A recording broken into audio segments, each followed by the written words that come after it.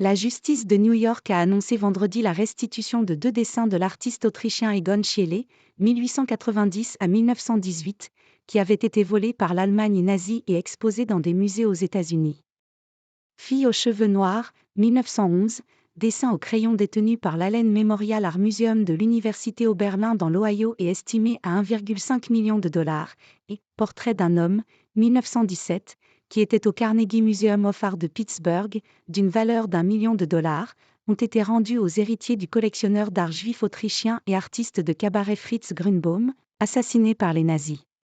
C'est une victoire pour la justice et la mémoire d'un artiste courageux, d'un collectionneur d'art et d'un opposant au fascisme, s'est félicité dans un communiqué du parquet de Manhattan Timothy Reif, un membre de la famille de Grünbaum, tué à Dachau en 1941.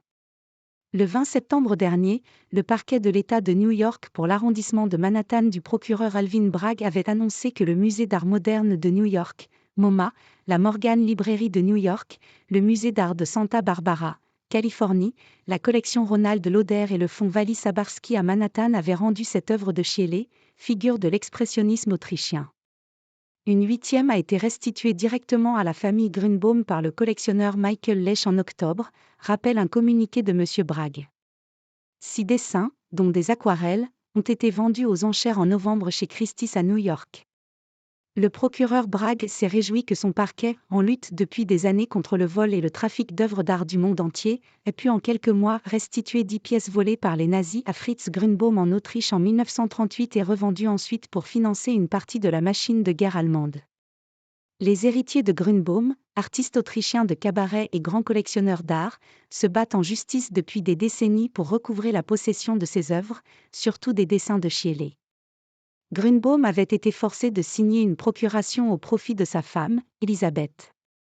Cette dernière avait été ensuite obligée de remettre toute la collection aux nazis avant d'être déportée et tuée au camp de concentration de Malitrostinek, près de Minsk, au Bélarus.